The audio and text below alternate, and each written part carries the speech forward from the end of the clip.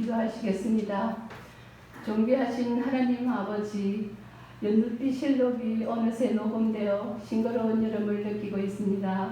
짙푸르러 가는 산천 초목을 보면서 힘찬 생명 주신 하나님을 찬양합니다. 지난 한 주간도 부족한 저희들을 지켜주시고 거룩한 주일을 맞아 하나님 앞에 예배드릴 수 있게 하시니 존귀와 영광을 올려드립니다. 저희들 믿음이 튼실해지고 영적으로 풍성한 삶을 살아가기를 원하시는 하나님 아버지, 날마다 새 하루를 살게 하시고 광야와 같은 세상 삶 속에서 넘어지지 않도록 지켜주시는 그 은혜에 감사드립니다. 전능하신 하나님 아버지, 요즘 저희들은 어느 누구도 경험해보지 못한 코로나 현실에 살고 있습니다. 잠시 왔다가 사라지는 전염병이라 믿었는데 좀처럼 수그러들지 않고 있습니다. 인간 스스로가 저지른 전염병으로 온 세상이 혼란과 큰 고통 속에 빠져 있습니다. 달나라 우주여행을 하고 핵폭탄을 만들어내는 과학 문명이 코로나 앞에서 맥없이 무너지고 있습니다. 몸과 마음을 정결하여 굴하지 못하고 하나님 은혜에 잊고 교만하게 살았던 저희 죄를 용서하여 주시옵소서. 하늘에 계신 우리 아버지 하나님, 참 영치가 없습니다만 그럼에도 아버지 앞에 무릎을 꿇고 간구합니다. 코로나 전염병 확산 방지와 확진자들을 회복시켜 주시고 수고하는 코로나 관계자 모든 분께 힘과 능력을 더하여 주시옵소서. 국민 모두가 하나 되어 하나님 안에서 제거하고 회개할 수 있는 기회와 명철을 주시옵소서. 사랑의 하나님, 최근 나라 위정자들이 드러내놓고 거짓말을 하며 이 사회를 혼란하게 하고 있습니다. 예수님 마음이 저희들의 마음으로 들어와서 하나님의 공의를 사회의 정의로 세우며 여러 분야의 하나님의 사람들을 일으켜 주시옵소서. 금년의 교회 어린이 찬양의 찬양을 기쁘게 받아주시고 예수님을 닮으며 성장할 수 있게 도와주시옵소서. 이 시간 하나님 말씀 전하시는 목사님께 특별히 영육간의 강건함을 부어주시고 저희들의 영혼에 주님 동행 체험을 허락해 주시옵소서. 우리의 구원자 예수 그리스도의 이름으로 기도드립니다. 아멘.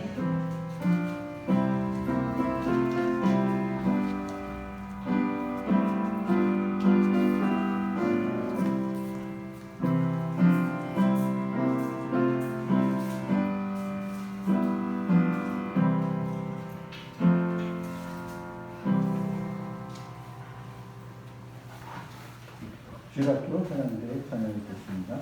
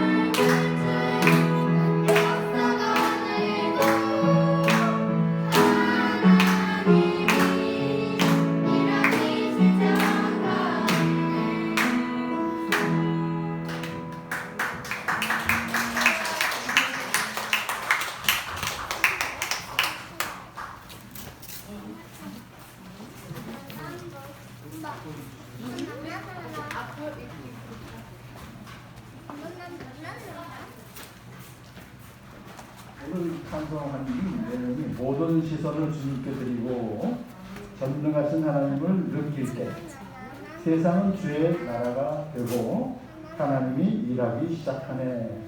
가사가 너무 좋고요. 우리 벌써 참 윤석까지 들어서 이 찬양 부른다는 게 앞으로 주의 나라를 위해서 열심히 일하는 일꾼들이 될 줄로 믿습니다. 자, 오늘 말씀은 이사야서 9장 말씀입니다.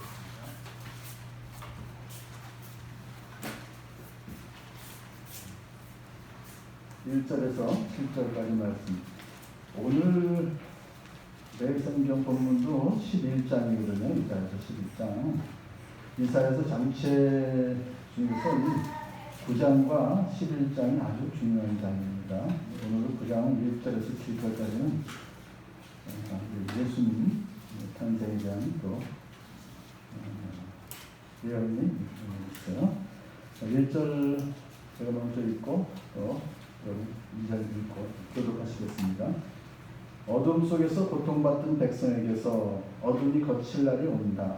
옛적에는 주님께서 스불론 땅과 납달리 땅으로 멸시를 받게 버려주셨으나 그 뒤로는 주님께서 서쪽 지중해로부터 요단강 동쪽 지역에 이르기까지 그리고 이방 사람이 살고 있는 갈릴리 지역까지 이 모든 지역을 영화롭게 하실 것이다.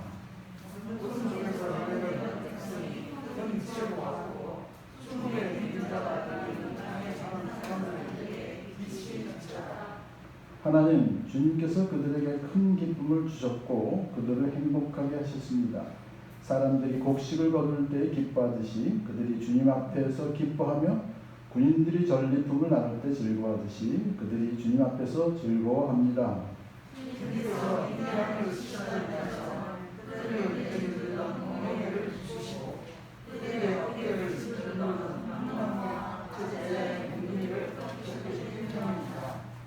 침략자의 군화와 피 묻은 군복이 모두 땔감이 되어서 불에 타 없어질 것이기 때문입니다.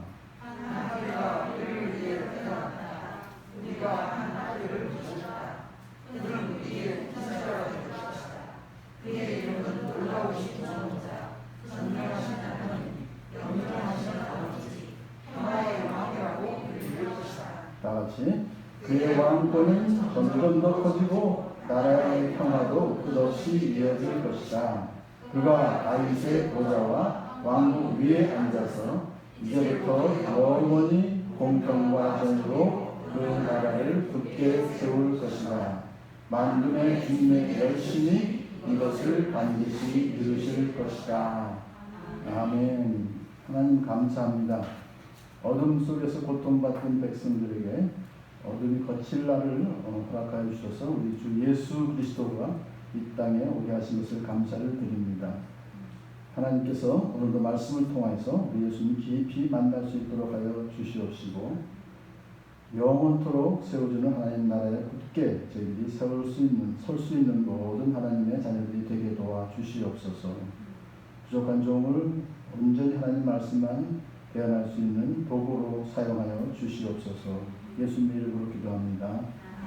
아멘. 어둠 속에서 고통받던 백성에게서 어둠이 거칠 날이 온다라고 하는 이 예언의 말씀은 항상 이 예언이라고 하는 것은 구약성경에서 1단계, 2단계, 3단계 이렇게 이제 그것이 성취가 되었습니다. 그래서 우리가 큰 산을 보게 되면 봉우리들이 앞에 이렇게 하는 봉우리만 있는 게 아니라 여러 개의 봉우리들이 있잖아요. 그런 식으로 이 예언서를 읽을 때마다 우리는 바로 앞에 있을 사건 그리고 먼 후에 있을 사건까지 같이 이것을 볼 수 있으면 좋겠어요.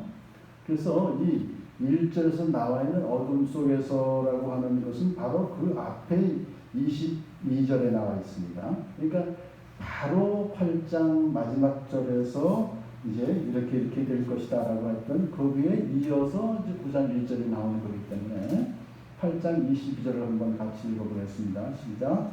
그런 다음에 땅을 내다 보겠지만 보이는 것은 다만 고통과 흑암 무서운 절망뿐일 것이니 마침내 그들은 짙은 흑암 속에 떨어져서 빠져나오지 못할 것이다. 아멘. 이 예언이 벌써 이미 앞에 선포되었다는 것은 이제 이 직접적으로 가장 가까운 미래, 그 당시로 봐서 미래에 있을 사건은 이제 북이스라엘이 결국은 하나님께서 그들을 심판하셔서 아수르에게 멸망당할 것이다 하는 것이죠. 그래서 이 아수르라고 하는 나라가 아주 잔인한 나라입니다. 그 당시에. 그래서 거기에 많은 이스라엘 백성들이 고통을 당하고 있는 그러한 상황을 여기서 보면 고통과 흑암과 무서운 절망뿐이다 하는 거예요. 거기에서 이제 고통당하고 있던 북이스라엘 사람들이 그 어둠 속에서 고통받던 백성에게서 어둠이 거칠 날이 온다는 것은 어떨까요?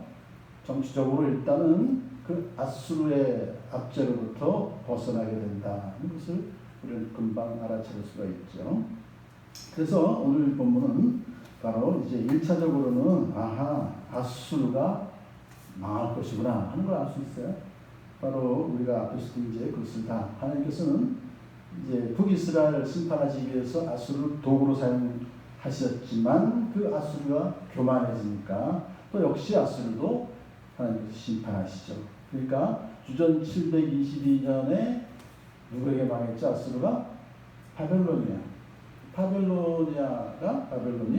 아수르를 점령해서 아무래도 그렇게 되면은 북이스라엘도 일단은 물론 바벨론에 또 지배를 받게 되겠지만 그래도 일단은 직접적으로 자기를 짓누르던 그런 아수르로부터는 일단 벗어나게 되는 그것이 여기서 볼 수 있습니다.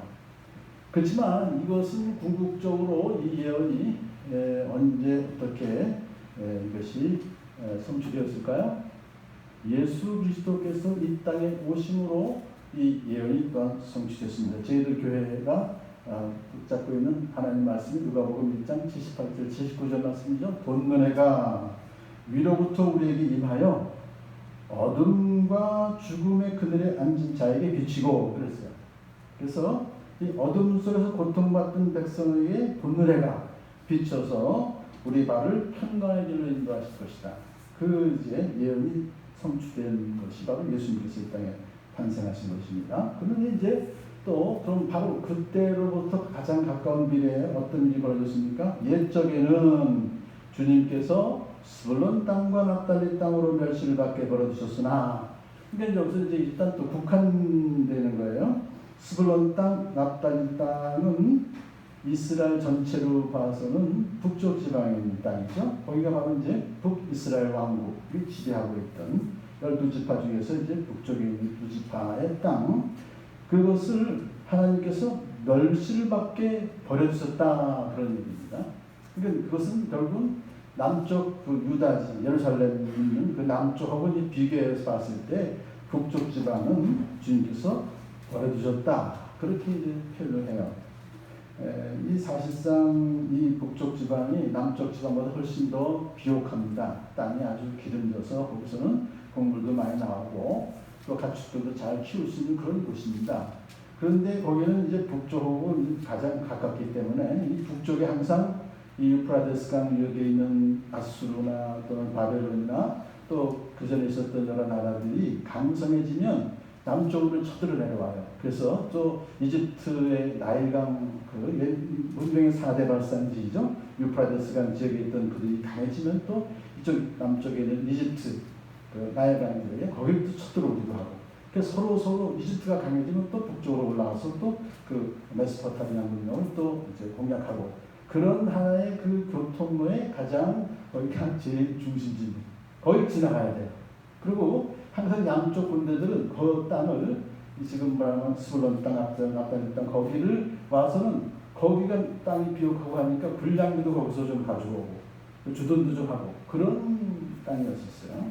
그러니까 결국은 주변 열국들의 침입으로 아주 시달림을 많이 받았던 그런 땅이고 또 이방인들이 팔레스틴의 다른 지방보다는 더 많이 거기에 거주했었다. 그렇게 역사를 얘기해요. 그러니까 정치적으로나 문화적으로나 인종적인 여러 가지 요인들 때문에 그 스불론 땅, 납달리 땅은 결국 다 같은 이스라엘 백성들로부터도 멸시를 받았다. 더군다나 아수르가 그 땅을 지배한 후에는 아수르의 정책이 계속해서 외부에서 이방인들을 그쪽으로 막 보내서 살게 했어요.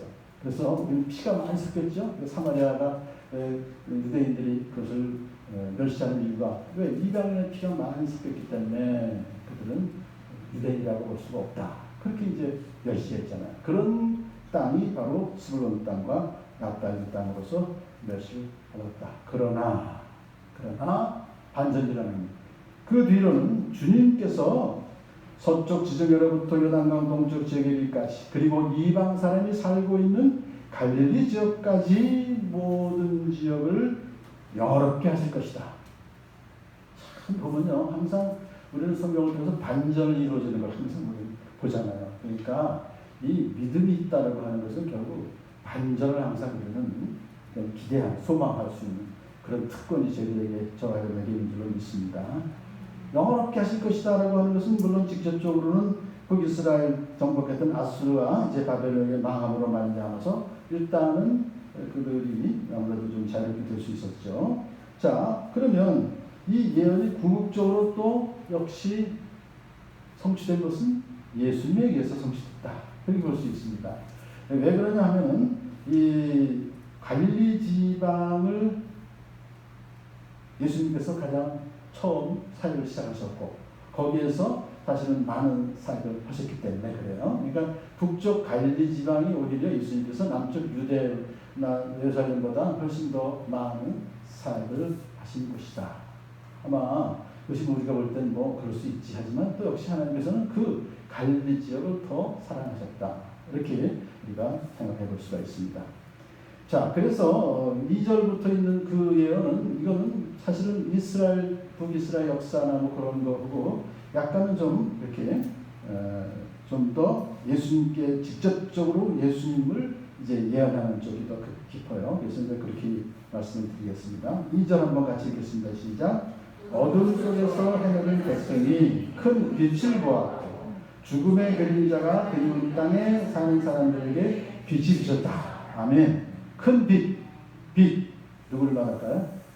예수님을 말하는 거예요. 그러니까 우리가 아까 누가복음에 있었던 바로 그 돋는 해, 그 돋는 해만큼 큰 빛이 어디 있습니까? 큰 빛, 빛이 비쳤다.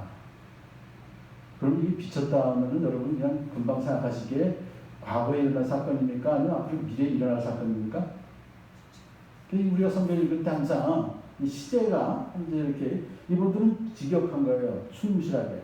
하지만은 이 직역이 사실은 그냥 이것을 우리가 그냥 논리적으로만 시제만 영어로 따지면 시제만 따지면 이게 과거에 있었던 일이다 이렇게 보지만 이 비쳤다라고 하는 것만이 아니고 또 3절에 행복하게 하셨다. 또 6절에 태어났다. 다 과거 동사를 썼습니다만은 다 미래에 있을 사건을 예언한 것들입니다. 그러니까 미래에 일어날 사건을 이렇게 과거 동사를 썼다는 것은 그만큼 일어날 사건이 확실하다. 그거를 이제 히브리에서는 그런 방법을 써가지고 예언의 확실성을 강조하기 위한 그런 완료동사다. 예언적 완료동사다. 그렇게 이해하셔야 될 것 같아요. 그래서 자, 어둠 속에서 헤매던 백성이 큰 빛을 보았고 그 빛이 비쳤다라고 하는 것은 바로 미래 앞에서 22절에서 있던 고통과 흑암과 무서운 절망뿐이었던 그런 백성들에게 소망, 큰 빛, 예수님이 비쳤다. 예수님께서는 이렇게 말씀하셨습니다. 나는 세상의 빛이다. 나를 따르는 사람은 어둠 속에 다니지 않냐고 생명의 빛을 얻을 것이다. 아멘. 빛이시기 때문에 근데 빛이 그냥 보통 태양빛이나 전등빛 그런 것이 아니라 생명의 빛이다. 예수님께서 분명히 말씀하셨잖아요. 그래서 마태는 이제 이 구약을 잘 알기 때문에 유대인에게 이제 마태복음을 주로 썼으니까 그래서 이사야서 9장 1절과 2절을 잘 인용해서 이 빛은 먼저 스불론과 납달리 땅부터 비치기 시작했다라고 기록하고 있어요. 그러니까 분명히 예수님께서 이제 첫 번 표징도 어디서 행하셨죠? 가나. 혹시 요한복음 2장 11절 보게 되면 예수님께서 이 첫 번 표징을 갈릴리 가나에서 행하셔서 자기 영혼을 드러내셨다 그랬어요. 첫 번 표적도 갈릴리 땅이고 또 천국 복음을 열심히 선포하셨던 그 처음 장소도 갈릴리 해변가에서 아주 낭만이 있죠. 해변에서 배 띄우시고 거기서 이렇게 언덕에 위쪽으로 말씀 전파하시면 그 위에 있던 언덕에 있던 사람이 다 들어요. 그런 다 갈릴리 해변에서 일어났던 것이 이제 성취된 것을 볼 수 있습니다. 자, 3절 말씀을 한번 보실까요? 하나님 주님께서 그들에게 큰 기쁨을 주셨고 그들을 행복하게 하셨습니다. 또 과거동사지만 주님께서 하나님께서 그들에게 그 어두움 속에 헤매던 백성들에게 큰 기쁨을 주셨고 그들을 행복하게 하셨습니다. 하실 것입니다. 사람들이 곡식을 거둘 때 기뻐하듯이 그들이 주님 앞에서 기뻐하며 군인들이 전리품을 나눌 때 즐거워하듯이 그들이 주님 앞에서 즐거워합니다. 절망에 빠졌던 흑암 속에 있었던 고통 속에 있었던 사람들이 기뻐하는 그 모습을 우리는 여기서 아주 한실실실 잘 볼 수 있잖아요. 그래서 이렇게 그 참 행복하게 기쁘게 즐겁게 사람들이 살 수 있도록 해주신 분은 누구시라고요? 예수 그리스도. 우리가 이제 그 이야기를 좀 더 구체적으로 왜 그러면 그들이 그렇게 기뻐하는가? 절망에 빠졌던 자들이 어둠 속에 있었던 사람들이 왜 이렇게 기뻐하게 되었을까 하는 그 이유를 이제 4절, 5절, 6절, 7절 그래서 세 가지를 이제 하나씩 설명해 줍니다. 첫 번째로 왜 그들이 좀 주님 앞에서 기뻐할까요? 왜냐하면 주님께서 미디안을 치시던 날처럼 그들을 내누르던 멍에를 부수시고 그들의 어깨를 짓누르던 통나무와 압제자의 몽둥이를 꺾으셨기 때문입니다. 미디안을 치시던 날이라는 것은 주님께서 이 기드온, 사사 기드온이 300명의 정예병을 소수정예병을 데리고 가서 그 미디안의 대군을 완전히 그냥 쳤잖아요. 그걸 지금 말해요. 그렇게 해서 근데 하나님 하신 거죠. 300명이 어떻게 수십만 대군을 이길 수 있습니까? 하나님 그렇게 하신 거죠. 그러니까 하나님께서 미디안을 그렇게 치셨던 것처럼 이스라엘 백성을 내리누르던 멍에를 부수시고 또 통나무와 압제자의 몽둥이를 꺾으셨습니다. 이것도 역시 과거동사 썼지만 또 역시 미래일 것이죠. 미래에 대한 예언이니까. 그러니까 이것은 결국은 이제 그들을 내리누르던 멍에 또 통나무와 압제자 어깨를 짓누르던 그런 통나무 압제자의 몽둥이 이 모든 것은 물론 군사적인 그러한 정치적인 그런 압박만이 아니라 영적인 그런 압박을 여기서 짓누르고 멍에가 있고 하는 것을 볼 수 있습니다. 자, 이것은 바로 영적으로 보게 되면 사단이 그 마음속에 우리 마음속에 기쁨과 즐거움을 뺏어가고 그리고 절망과 고통과 그리고 사단이 우리를 마음껏 조종하는 그런 삶을 살던 많은 사람들 죄로 인해서 그런 참 과거에 믿지 않았을 때 그러한 상태에 있던 그 모든 그런 압제하는 그런 것을 다 예수님께서 꺾으셨고 부수셨다 하는 것을 그렇기 때문에 기뻐한다.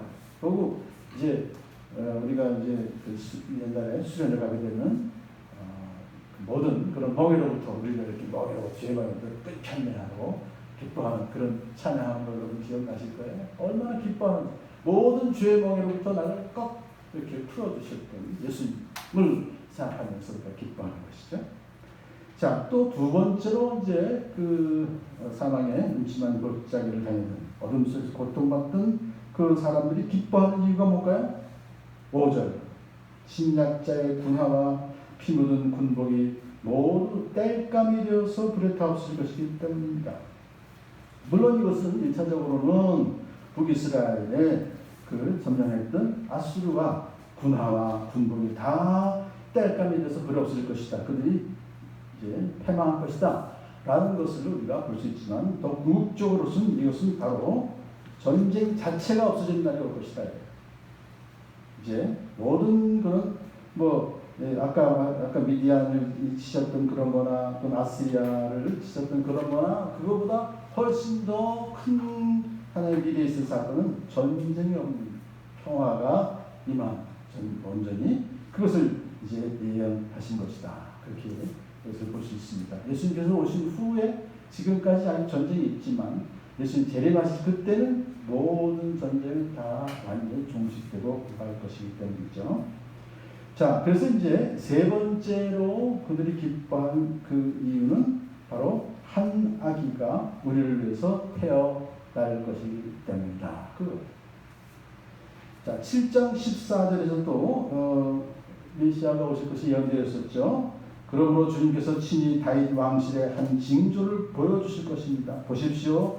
처녀가 잉태하여 아들을 낳을 것이며 그의 이름을 임마누엘이라고 할 것입니다. 7장 14절에 한번 이건 서로 읽어보실까요? 7장 14절에 이미 그런 예언이 아하스에게 한 얘기인데요. 자, 13절부터 한번 13, 14절 같이 읽겠습니다. 이사야 7장 13, 14절 시작. 그때 이사야가 다윗 왕실은 들으십시오. 다윗 왕실은 백성의 인내를 시험하는 것만으로는 부족하여 이제 하나님의 인내까지 시험해야 하겠습니까? 그러므로 주님께서 친히 다윗 왕실에 한 징조를 주실 것입니다. 보십시오. 처녀가 잉태하여 아들을 낳을 것이며 그의 이름을 임마누엘이라고 할 것입니다. 아멘. 그러니까요, 이 징조를 보여주신 목적이 있습니다. 7장 14절에서 이 징조를 보여주신 것은 다윗 왕실로 하여금 하나님의 인내까지 시험하지 말고 하나님을 믿으십시오. 왜? 하나님께서 다윗 왕실을 지켜주실 것이기 때문입니다. 다시 말하면 지금 저쪽 북쪽에서 수리아와 그리고 또 이쪽 북이스라엘이 이제 다윗 왕실을 지금 쳐내려왔잖아요. 그때 아수르한테 가서 좀 도움을 청할까? 라고 생각했던 그런 것들 다 버리시고 그냥 하나님 의지하시는 하나님께서 그 수리아와 이스라엘, 북이스라엘 다 물려주실 것입니다. 라고 하는 다윗 왕실에게 주시는 복음의 기쁜 소식입니다. 그런데 그 표징으로 처녀가 아이를 낳는 거예요. 처녀가 아이 낳는 게 쉬워요? 어려워요? 불가능하죠. 그거는 표징을 보여주신다는 것은 하나님 믿어라. 그렇게 해주실 것이기 때문에. 그렇게 이제 7장 14절에 표징을 보여주시는데 9장에서는 왜 이런 표징을 보여주실까요? 또 이제 이유가 있습니다. 그렇기 때문에 9장에서 이제 6절에 나와 있는 한 아기가 우리를 위해서 태어났다 할 때 벌써 한 아기가 우리를 위해 태어났다는 거예요. 이스라엘 백성을 위해서 태어나실 것이다. 이 동사가 다 예언적 그런 동사니까 우리가 하나들을 모셨다. 그는 우리의 통치자가 될 것이다. 한 아기 메시아가 태어나셔서 그분이 우리의 통치자가 되실 것이다 하는 것은 그러면 여기서는 무슨 뜻으로 이 예언을 해 주셨을까요? 메시아가 태어나신다는 것은 통치자가 되시면 하나님의 아들 그 능력이 있는 그분이 또 이스라엘을 지켜주실 것이다. 그것도 마찬가지로 이 메시아가 탄생하신다는 소식은요 복된 소식이에요. 그러니까 좋은 소식이에요. 그래서 또 역사적으로 볼 때 정치적으로 볼 때 바로 이스라엘 백성에게 좋은 일이 있을 것이다. 그러니까 이스라엘 백성들이 어땠습니까? 하나님께 범죄해서 하나님 심판하셔서 아수르를 동원해서 이제 그 나라를 이스라엘 주전 722년에 망하게 하시잖아요. 근데 그것으로 그냥 끝나시는 게 아니라 그 망하게 하셨지만 그분이 이스라엘을 다시 회복시켜 주실 것이다. 그건 복된 소식입니다. 그걸 지금 현재 메시아의 탄생을 하나의 표징으로 보여주심으로써 그것을 확실하게 이제 얘기해 주신 것이다. 다 스토리가 있는 거죠. 그러니까 그러면서 이제 그러면 한 아기가 도대체 어떤 사람이냐, 어떤 분이시냐에 대한 그 이름을 통해서 이제 그 예수님의 속성과 예수님의 사역이 무엇인지를 얘기해 주는 게 네 가지예요. 본문에서. 그 본문에서 이렇게 이제 개정은 모사라고 다시 이걸 따로따로 했습니다만 여기서는 지금 이제 놀라우신 좋은 자. 자, 한번 따라서 하실까요? 예수님은 놀라우신 좋은 자이십니다. 예수님은 전능하신 하나님이십니다. 예수님은 영존하시는 아버지이십니다. 예수님은 평화의 왕이십니다. 아멘. 여러분 이성적으로 생각할 때 좀 뭐가 이상하지 않아요? 난 이걸 읽을 때마다 좀 뭔가 문법이 안 맞는 건가? 또는 뭐 촌수가 안 맞나? 그런 생각을 정말 했었는데 여러분은 그냥 잘 넘어가시네요. 이것은요, 그래서 제가 이 이름이 참 중요한데 이 이름을 이렇게 벌써 예수님 탄생하시기 700년 전인데 이름까지 다 지어주신 거예요. 그런데 그 이름의 내용이 뭘까 과연 한번 이번에 깊이 한번 우리가 들여다보고 그래서 우리가 오해했던 생각들을 이번 기회에 다시 한번 좀 이렇게 수정했으면 좋겠어요. 놀라우신 좋은 자라고 하는 것은 카운슬러, 근데 원더풀 카운슬러예요.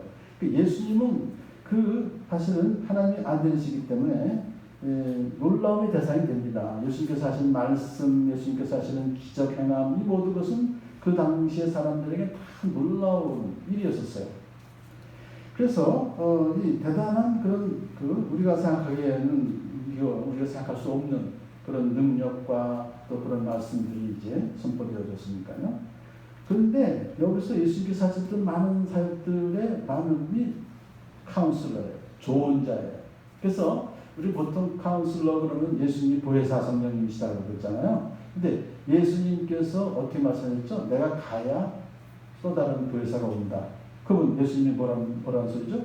내가 보혜사인데 나는 육체를 가진 보혜사인데 내가 떠나야 이제 오직 영으로만 계신 성령님이 보혜사로 오셔서 이제 해주실 차를 하실 것이다.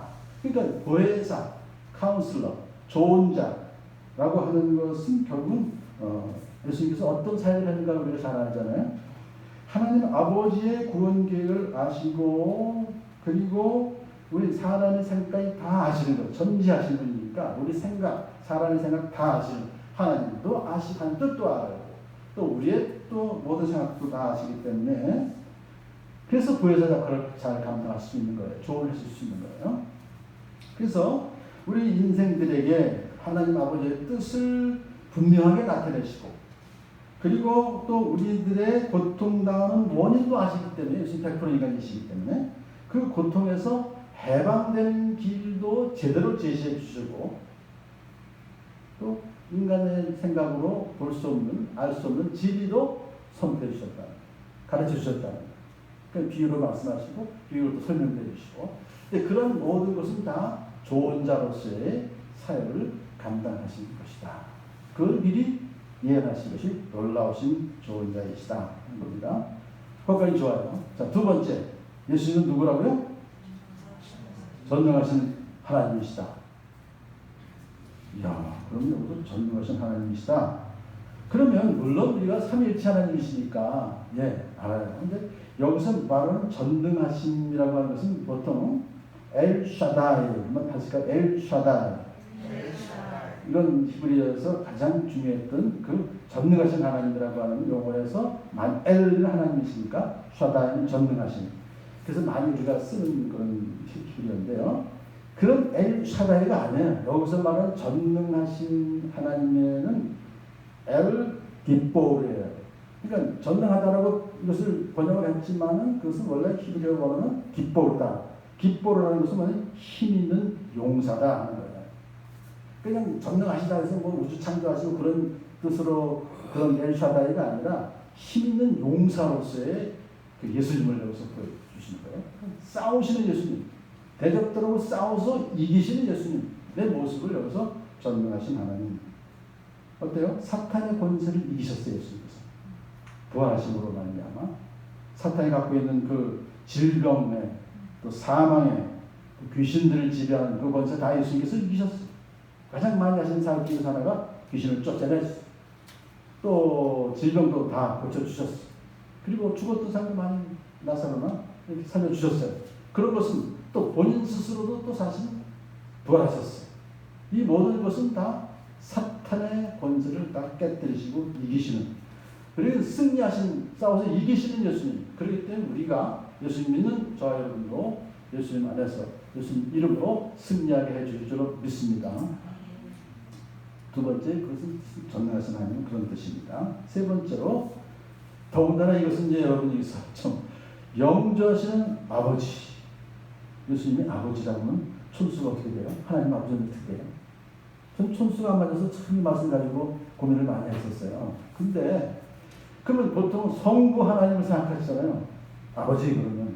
근데 여기서 말하는 아버지의 개념은 성부 하나님의 아버지의 개념이 아니라 여기서 이제 자상한 부모의 역할을 하는 그런 아버지의 사랑을 여기서 나타내는 거예요. 시편 103편 10절 보면 부모가 자식을 가엾게 여기듯이 주님께서는 주님을 두려워하는 사람을 가엾게 여기신다. 주님을 두려워하는 사람에는 그 사랑도 크시다. 그러니까 아버지의 사랑은 주님을 두려워하는 하나님의 자녀들에게 엄청나게 크시다. 베풀어 주신다. 사랑을 그겁니다. 그래서 아버지가 자식을 위해서 모든 것을 준비하며 먹이듯이 예수님께서도 당신의 피와 살을 우리 성도들에게 먹이시고, 또 더군다나 자녀들 위해서 뭐까지 내놓으셨어요? 목숨까지 내놓으셨어요. 목숨까지 내놓으십니다. 그런 사랑이 너무너무 풍성한 그런 아버지 이미지를 갖고 예수님께서 사역하셨다는 거예요. 그러니까 바로 영존하신다는 것은 무슨 영원한 아버지니까 그것은 신성으로 나가죠. 인간이 아니고 영원히 존재하시는 하나님, 아버지 하나님이시다. 그렇기 때문에 우리 예수님께서는 지금도 당신의 자녀들을 위해서 하나님 우편에서 기도하고 있어요. 기도하고 있어요. 저와 여러분께서 기도하고 있어요. 바로 그것이 바로 아버지의 사랑을, 여기서 우리가 부모의 사랑을 이제 가지신 분이다 라는 것으로서 이미지가 되었어요. 그럼 이제 오해가 좀 풀리셨을 것 같아요. 아멘? 마지막 평강의 왕, 너무 잘 아시는 거죠. 평화의 왕. 여기서 우리가 누가복음 1장 19절에서 어둠 속과 죽음의 그늘 아래 앉아있는 사람들에게 빛을 비치게 하시고 우리의 발을 평화의 길로 인도하셨다. 평화의 왕. 사실은요, 그 이스라엘은 지금도 어때요? 이스라엘이 참 오랜 기간 후에 하나의 나라를 만들었다는 것도 참 대단합니다만 지금도 이스라엘 땅은 어때요? 평화가 있습니까? 없습니까? 맨날 싸움이죠. 팔레스타인하고 맨날 싸워요. 저희들이 이제 갔을 때 그냥 내가 볼 때는 아주 고등학교 3학년밖에 안 된 그런 여학생 같은 그런 아주 어린 군인들이 많아요. M16보다 더 무서운 총 딱 들고 그거 보고서 다 아주 날카롭습니다. 거의 국경 넘어가는데 그런 걸 보면서 언제 폭탄이 터질지 모르니까 하는 그런 참 평화가 없어요. 내가 볼 때는. 그렇지만 바로 그러한 그때나 지금이나 그때도 아수르가 쳐들어오죠. 바벨론이 쳐들어오죠.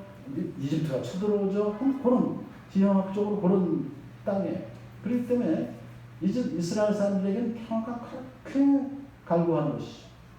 물론 우리도 마찬가지죠. 우리도 지금 세계에서 우리나라가 지금 유일한 분단 국가예요. 언제 핵이 날아올지 모르고 언제 무슨 방사포가 날아올지 모르고 그런 상태에 있는 거예요 지금. 거기에 너무 70년 동안에서 지금 분간됐지만 사실은 그러니까 우리에게서도 가장 지금 요구되는 것은 평화입니다. 그런데 예수님은 평화의 왕이시라는 거예요. 그래서 예수님께서 다스리시는 그 나라는 평화의 왕국이다. 다윗 왕국은 평화의 왕국이다 하는 것을 여기서 나타내 주고 계십니다. 예수님 탄생하셨을 때 천군 천사들이 뭐라고 그랬습니까? 하늘은 지극히 높은 곳에 하나님께 영광이요 땅에서는 기뻐하심을 입은 사람들 중에 평화로다. 예수님은 평화의 왕으로 오셨다는 거예요. 그리고 예수님께서 마지막 부활 승천하시기 전에 제자들에게 평안이 있을지어다. 평강을 들어주셨어요.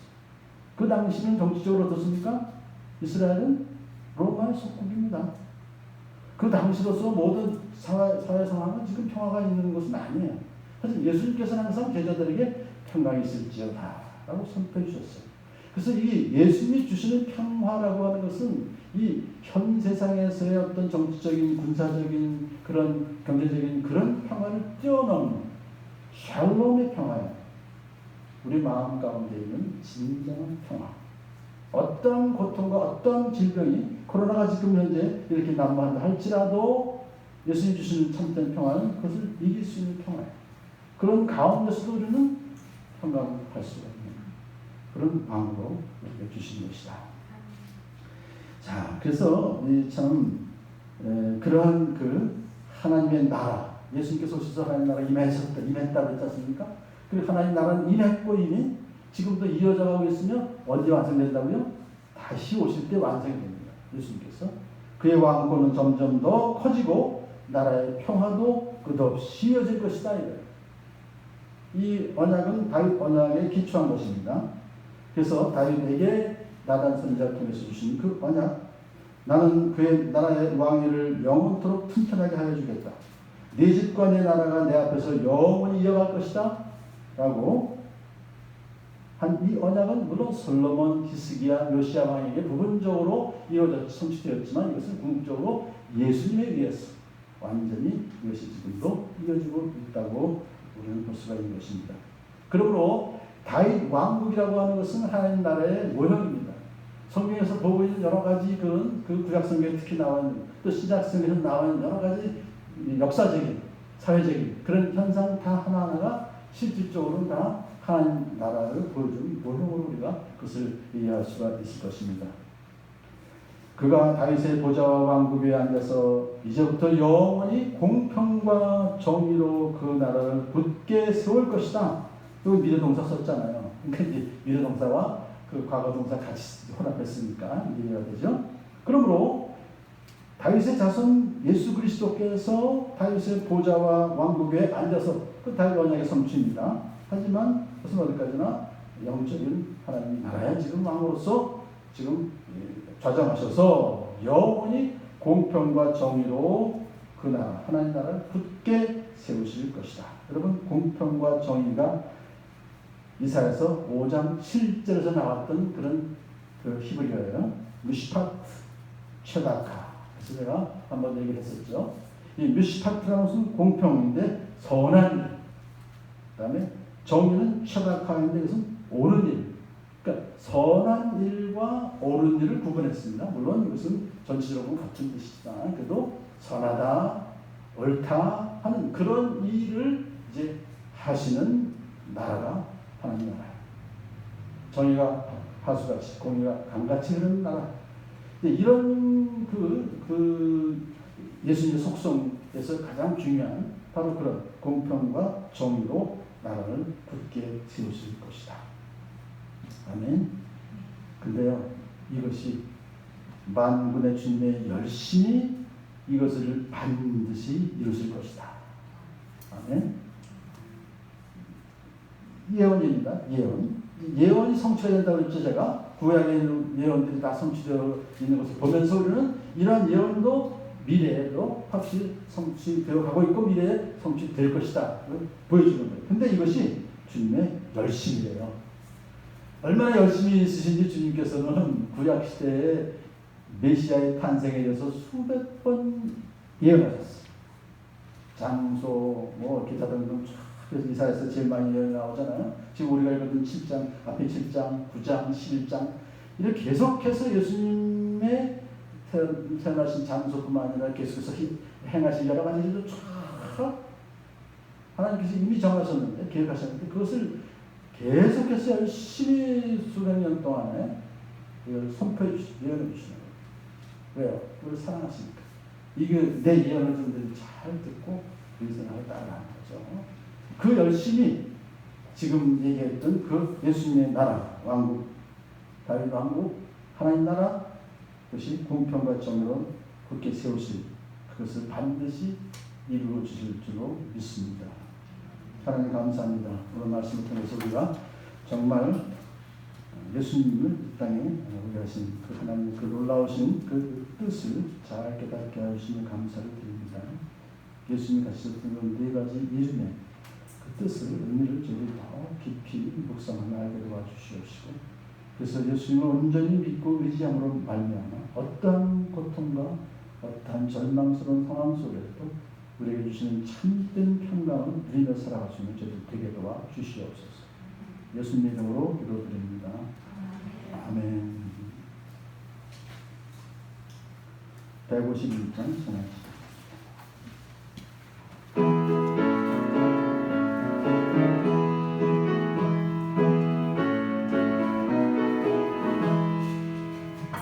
왕왕의 왕대 중에서 왜 고초당했나,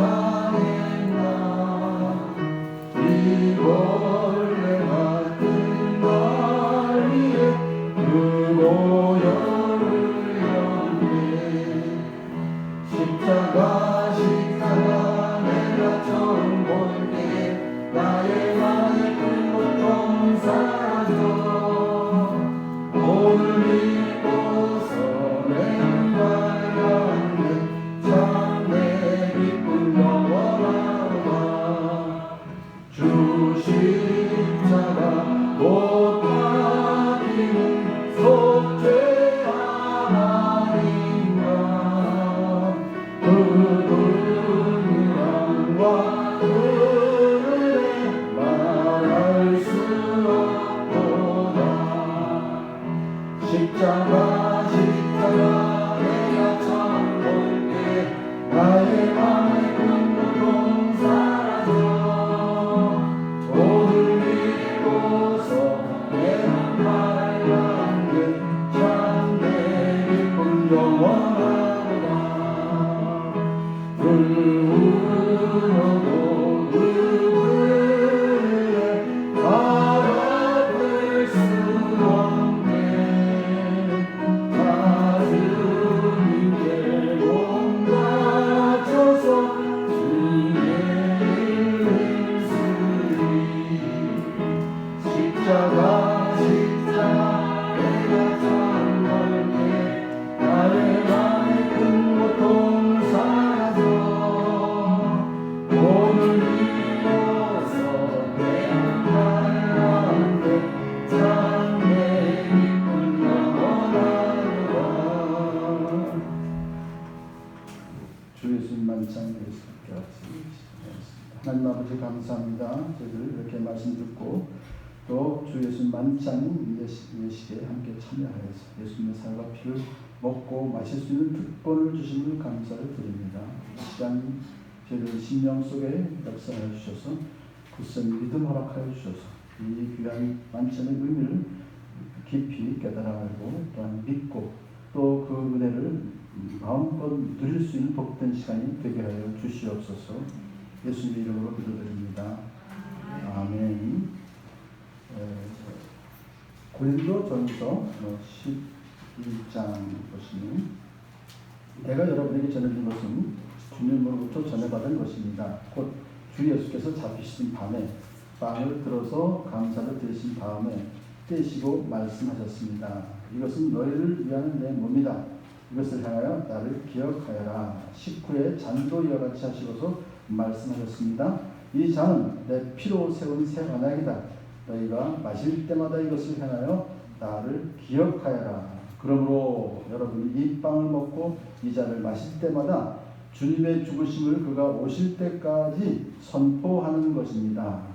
그렇죠? 지난 시간 한 달 전이죠. 이것을 그 앞에까지는 잘 말씀드렸는데, 그러므로 여러분이 이 빵을 먹고 이 잔을 마실 때마다, 우리가 이제 오늘 주 예수님의 이 빵과 포도즙을 이제 먹고 마실 때마다 주님의 죽으심을 그가 오실 때까지 선포하는 것입니다. 여기에 이제 목적이 있습니다. 우리가 이것을 행한다고 하는 것은 결국은 이제 우리가 먹는 빵이 예수님의 몸이시고 우리가 먹는 포도즙이 예수님의 피라라고 말씀하신 것을 믿음으로 우리가 받아들이는 거예요. 그것은 무슨 얘기냐면 이미 2000년 전에 지금 우리가 빵을 먹고 있으면 이제 카스텔을 자릅니다. 잘려듯이 예수님의 그 몸이 잘려지셨고 또 포도 즉 잔이 이제 여러분 앞에 가잖아요. 그것을 내게 주어지는 것을 내가 보듯이 잘라지고 주어지는 것을 보듯이 예수님께서 바로 2000년 전에 골고다 언덕에서 몸이 찢기시고 그 피를 흘리셨다는 것을 다시 한번 우리가 확신하는 거예요. 근데 그 피와 그 살을 찢기신 것이 바로 다른 사람을 위해서가 아니라 나를 위해서 그렇게 찢기시고 피 흘리신 것이구나 하는 것을 믿음으로 받아들이는 것이죠. 그래서 지금 우리가 이제 그 진례하시는 분들이 이제 나눠드리고 할 때 그것을 보면서 거기서 우리가 시청각으로 확인하는 거예요. 이 시간. 그때 연상합니다. 과거의 사건. 그랬구나. 그때 그러셨구나. 그걸 이제 확인하면서 우리 마음 가운데 그런 확고한 믿음을 다시 한번 허락해 주시옵소서 기도하는 것입니다. 오늘 그것뿐만 아니라 이제 우리는 이러한 그 예수님께서 우리를 위해서 십자가에서 달려 돌아가시고 피 흘리시고 하신 것을 선포하시는 거예요. 왜요? 이웃들에게 알리므로 그분들이 내가 죄인이로구나. 나를 위해서 십자가에 예수님께서 달리셔서 살 지키시고 피 흘려주셨구나라고 하는 것을 믿을 수 있도록 우리가 시청각으로 또 우리도 얘기를 해주고 전해주고 하는 그런 사명이 또한 저 여러분에게 있는 줄을 믿습니다. 다시 오실 때까지 이 귀한 복음을 증거하는 복음의 핵심이 죽으셨기 때문에 또 부활하셨으니까 죽으심과 부활하심을 믿음으로 선포할 수 있는 우리만 믿고 감사할 것이 아니라 이웃에게도 전파할 수 있는 그런 일이라 되게 도와 주시옵소서. 마음으로 함께 같이 참여하시겠습니다. 위원들 나와 주시기 바랍니다.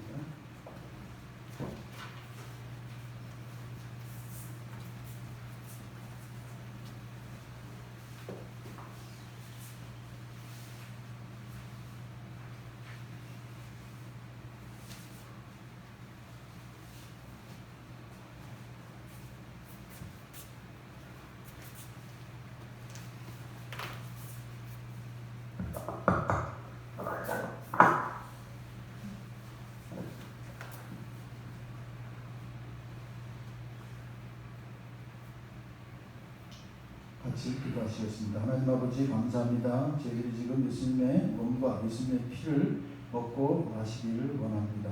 이 시간 성령님께서 우리 마음 가운데 굳건한 믿음 허락하여 주셔서 예수님께서 우리를 위해서 십자가 달려 돌아가시고 그리고 사흘 만에 부활하신 그 크신 예수님의 사랑을 분명히 확신하는 복된 시간 되게 하여 주시옵시고 예수님의 그 죽으심과 부활하심을 또한 가까운 이웃에게 전하기를 마음에 다짐하는 주님의 증인 되기를 마음에 다짐하는 복된 시간 되게 하여 주시옵소서. 예수님의 이름으로 기도드립니다. 아멘. 이것은 예수님의 몸이십니다. 또 이것은 예수님의 피이십니다. 그래서 이것을 함께 먹고 마시겠습니다. 드시죠. 먼저 빵부터 드시고 빵부터 드시고.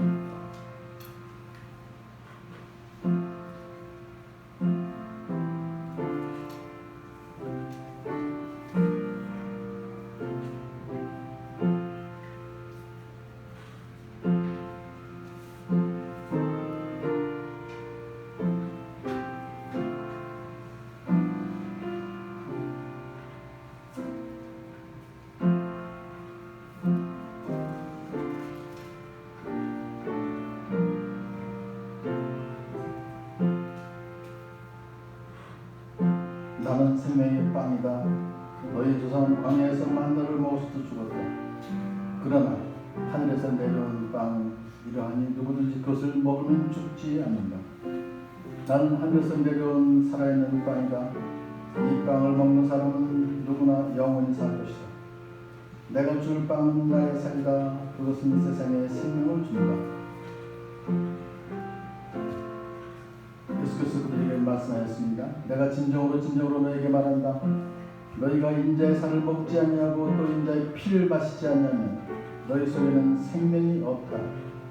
내 살을 먹고 내 피를 마시는 사람은 영원한 생명을 가지고 있고 마지막 날에 내가 그를 살릴 것이다. 내 살은 참 양식이요 내 피는 참 온전이다.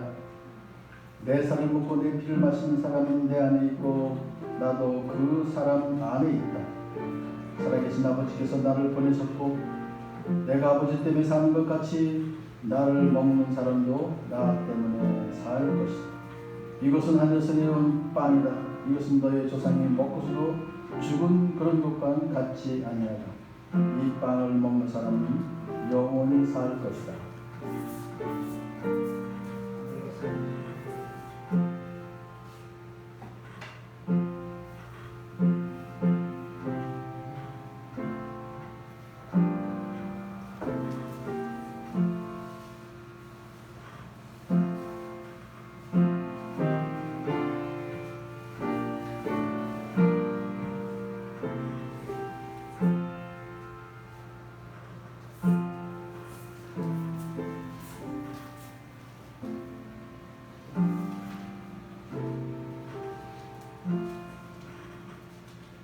하나님 감사합니다. 이 시간 저희들이 우리 주 예수 그리스도의 몸과 예수 그리스도의 피를 먹고 마셨습니다. 하나님께서 참 주님 오시는 그날까지 예수님의 십자가의 죽으심과 부활하심을 저희들이 온 천하에 이웃에게 전하며 살아갈 수 있도록 저희를 도와주시옵소서. 예수님 이름으로 기도드립니다. 아멘. 다 같이 220장 찬양하시겠습니다.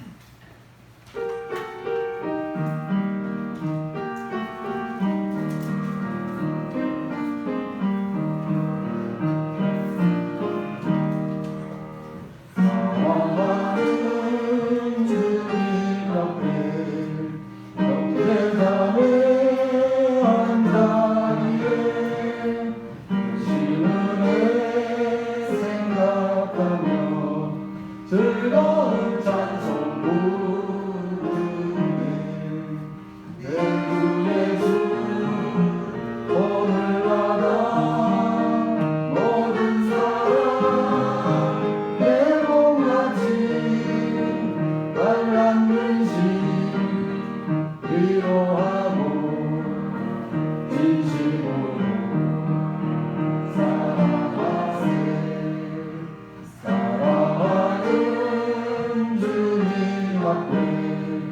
온갖 충성 다 바쳐서 외로우나 즐거우나 주님만을 섬기네.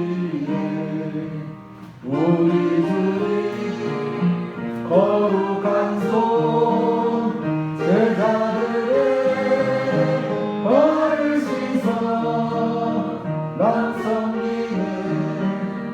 종의 도를 몸속에 보이셨네. 사랑하는 주님 예수 같은 주로 섬기나니 우리가 다한 모임은 형제여 친구들이여. 한 몸같이 진리하고 마음으로 하나되어 우리 주님 그 신끝을 지성으로 전해하세. 주의 영광과 영광을 드립니다. 여호와를 경외함이 지혜의 근본임을 알고 여호와를 경외하는 마음으로 공부하게 해주세요. 범사에 감사합니다. 범사에 감사합니다. 사랑하는 아버지 하나님, 참 감사를 드립니다. 우리에게 공부할 수 있는 기회를 주시고 또 주님을 위해서 살 수 있는, 영광 돌리기 위해서 모든 것을 할 수 있는 그런 기회를 주신 것을 감사를 드립니다. 우리 사랑하는 모든 하나님의 백성들이 오직 주님만 바라보며 주님께 영광 돌리는 삶을 살 수 있도록 도와주시옵소서. 이 귀한 예물 쓰여지는 곳마다 우리 주 예수 그리스도의 십자가의 죽으심과 부활하심이 전파되는 귀한 도구로 사용되게 하여 주시옵소서. 예수님의 이름으로 기도드립니다. 아멘.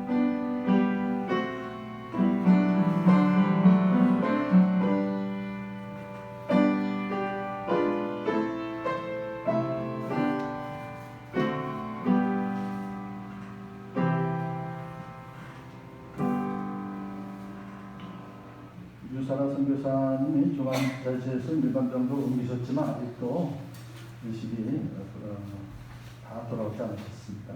그래서 계속해서 해주시고요. 그다음에 우리 이제 4층에서 오늘 처음 이제 주일학교 예배 시작했습니다. 한 번도 안 가보신 분들 올라가셔서 얼마나 예배를 꾸몄는지 정말 이석근 목사님하고 또 아감목사님 열심히도 수고하셔서 아름답게 잘 꾸며졌습니다. 계속해서 우리 4층이 정말 어떻게 보면 그래요. 우리가 카타콤 같기도 하고 그래서 더 깊이 기도하면서 더 주님을 뜨겁게 사랑할 수 있는 장소로 쓰여지길 간절히 원합니다. 자리에서 일어서십니다. 53장 찬양하시겠습니다. 양은혜 집사님 방송 깜빡했네.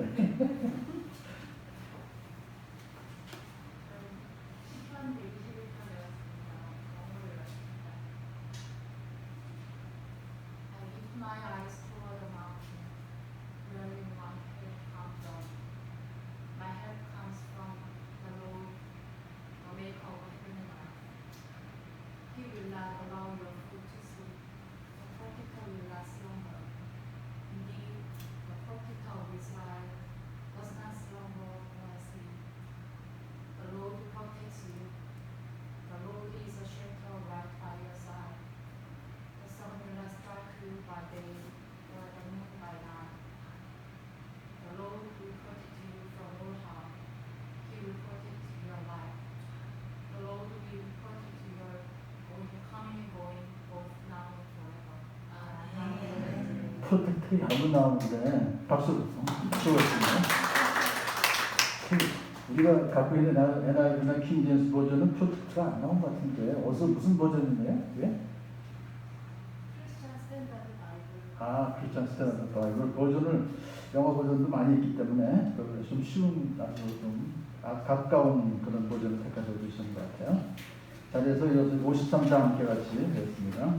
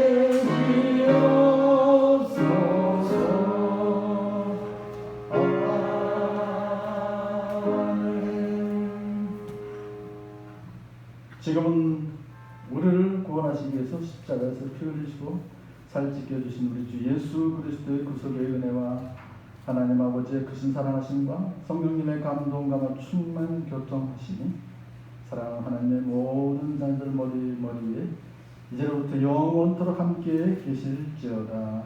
아멘.